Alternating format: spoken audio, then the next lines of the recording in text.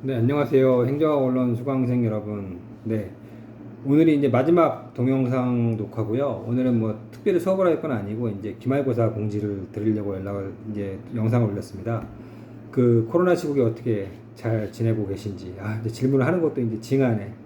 진짜 요번 코로나는 정말 지능이 있는 것 같아요. 지능이.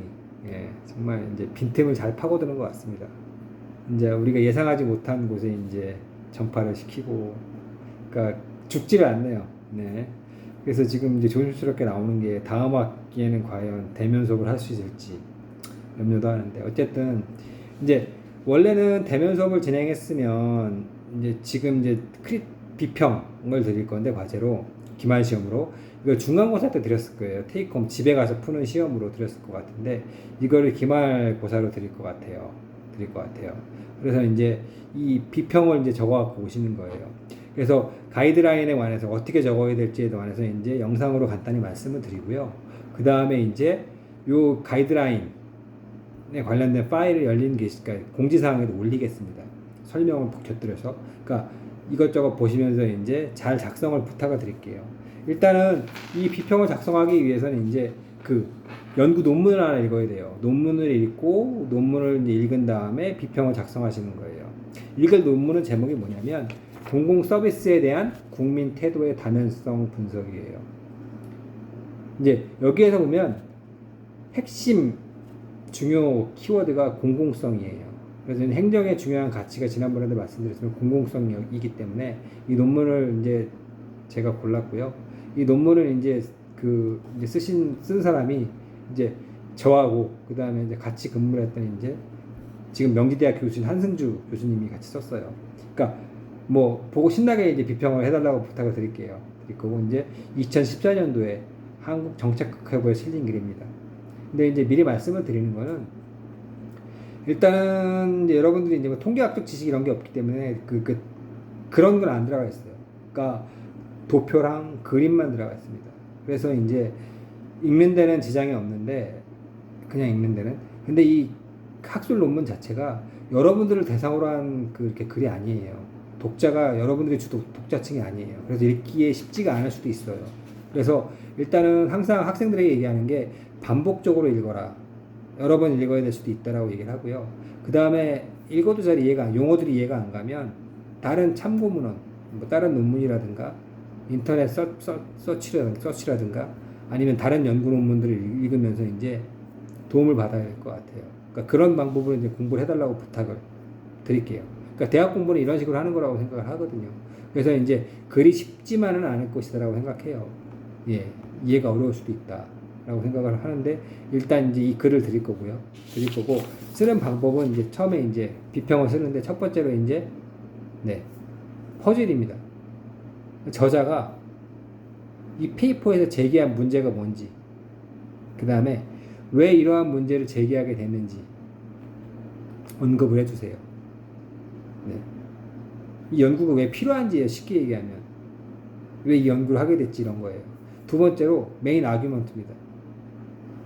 이제 논문의 주장이에요. 그래서 이제 저자들이 주장하고자 하는 바가 뭔지, 여기에 뭐가 들어가야 되냐면 논문의 주요 내용을 본인들이 정리해서 써놔야 돼요. 근데 그냥 그 연구 논문에 있는 거를 카피 앤 페이스트해서 적는 게 아니라 여러 번 읽고 이해를 해서 가급적이면 본인의 언어로 적어달라고 부탁을 드릴게요. 그래야 에세이가 되는 겁니다. 비평 에세이고 내 글이 되는 거예요. 그러니까 그냥 그 본문에 있는 내용을 그냥 그러니까 중요하다고 생각하는 부분을 내가 소화해서 적어낼 수 있어야 돼요. 그러니까 쉽진 않겠지만 한번 노력을 해봐달라 부탁을 드릴 거고요. 그 다음 이제 데이터하고 방법론입니다. 그러니까 이 글의 이제 주장을 이제 펼치기 위해 어떠한 데이터를 활용했고, 그 다음에 어떠한 방법을 활용했는지에 대해서 이제 간단히 언급을 해주시면 돼요. 그리고 이제 마지막으로 또 가장 중요한 부분, 크리틱입니다. 비평입니다. 비평은 뭘 해주시면 되냐면, 이 본인들이 이제 논문을 읽고, 잘 됐다고 생각하는 부분, 잘 못됐다고 생각하는 부분, 보완되어야 될 부분, 그 다음에 이 부분은 정말 틀렸어 하는 부분들이 있을 거예요. 이런 부분들에 대해서 이제 비평을 하시는 거예요. 근데 사회과학엔 답이 없고요. 비평을 어떻게 하시는 거냐면, 그냥 이 부분은 참 잘 됐다고 생각한다. 이 부분은 잘못됐다고 생각한다. 이렇게만 하시면 비평이 아니에요. 중요한 건 뭐냐면 답은 없지만 잘 됐다고 생각한다고 얘기했으면 왜 내가 이거를 잘 됐다고 생각하는지 이 부분을 논리적으로 이유를 제시해야 돼요. 논리성이 중요해요. 왜 잘못됐는지, 뭐가 내용이 부족한지, 뭐가 보강돼야 하는지 이런 얘기 쓸 때도 왜 내가 이렇게 생각하는지를 이유를 적어주셔야 돼요. 그게 이제 논리적으로 잘 설득적으로 논리적으로 적어주시는 게 중요해요. 이게 비평이에요. 답은 없어요.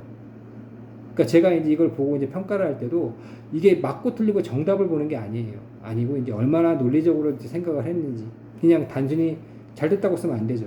그러니까 그래서 이제 이유를 적어가면서 그러니까 본인의 그 비평 생각에 정당성을 부여하는 거예요. 이런 것들 비평이 되는 거예요. 네, 이런 것들 해봐 주십사 부탁을 드리고요. 이거 내용이 이제 충분히 나와야 돼요. 분량도 말씀을 드리겠지만 그래서 이제 가급적이면 한글로 작성을 하시고요.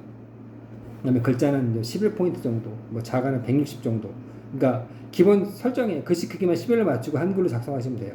그다음에 겉표지 없이 쓰고 이제 페이퍼 상단에 그냥 학번하고 이름 쓰시면 되고요. 학과하고 그다음에 이제 분량은 4장에서 5장 정도 작성을 부탁을 드릴게요. 네, 4장에서 5장 부탁을 드릴게요. 좀 더 자세히 말씀을 드리면 이제 비평도 적어도 이제 한 장에서 한 장 반 정도 나오게. 앞뒤가 아니에요. 한 면으로만 4-5장에 한 면으로만. 그러니까 그리고 이제 메인 아규먼트 내용 정리 부분도 적어도 이제 한 2장은 돼야 될 것 같아요. 2장 정도. 그러니까 메인 아규먼트 부분하고 비평 부분에서 3장 반 정도 나와야 돼요. 그래야 이제 좋은 비평이 크리티컬 에세이가 되는 거예요. 네. 4장, 5장 정도 되게 써야 되고요. 필요하면 다른 참고 문헌을 보고 쓰셔도 좋습니다. 참고하시면서 비평할 때 이 글만 보고 비평하기 어렵거든요. 비슷한 주제에 관련된 글을 보면서 이런 거 참고해서 쓰는 거예요. 근데 다른 참고 문헌을 봤으면 가급적 이제 맨 뒤에 참고 문헌 어떤 걸 봤는지 적어주세요. 이거는 이제 분량에 포함되지 않아요. 않습니다. 적어주면 좋고 이런 식으로 적어주면 되고요. 그리고 이제 데드라인은 기한은 6월 30일 화요일까지 제출을 부탁드리는데 열린 게시판에 이제 제목은 기말 그리고 학번 이름 적어서 제출을 부탁드리겠습니다. 어쨌든 한 학기 동안 이제 수고 많이 하셨고요. 이제 정해진 기일 안에 제출을 부탁드리겠습니다. 물러가겠습니다.